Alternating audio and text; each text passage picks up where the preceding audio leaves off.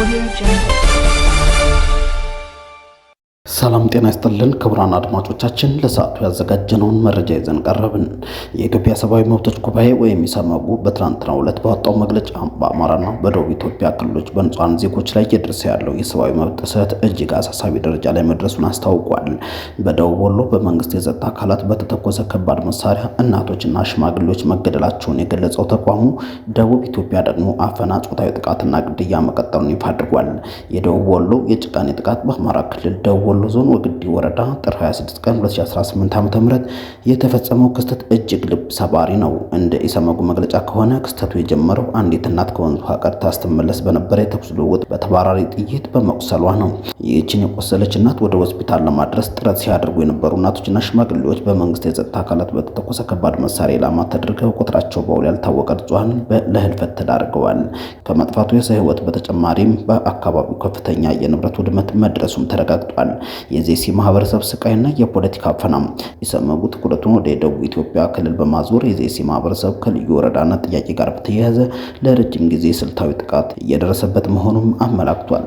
በመግለጫው ከተጠቀሱት ዋና ዋና ነጥቦች መካከል የመጀመሪያው አፈና ግንቦት 4 ቀን 2017 ዓ.ም እና መስከረም 29 ቀን 2018 ዓ.ም 5 የኢዜማ ፓርቲ አባላት በአድማ ብተናና በጋሞ ዞን ፖሊሶች ተይዘው እስካሁን የት እንዳሉ አይታወቅም።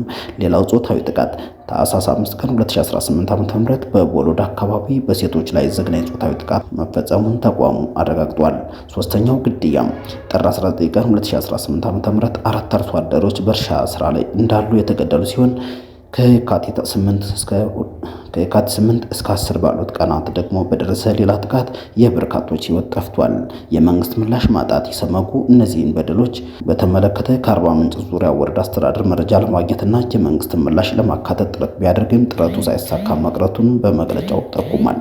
ኢሰመጉ ለፌዴራልና ለክልል መንግስታት ያቀረበው ጥሪ ግልጽ ነው።